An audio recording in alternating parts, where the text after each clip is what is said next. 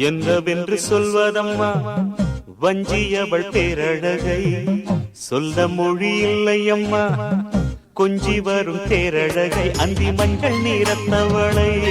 என் நெஞ்சில் நிலைத்தவளை நான் என்னென்று சொல்வேனோ அதை எப்படி சொல்வேனோ அவள் வான் மேகம் காணாத பால் நிலா இந்த பூலோகம் பாராத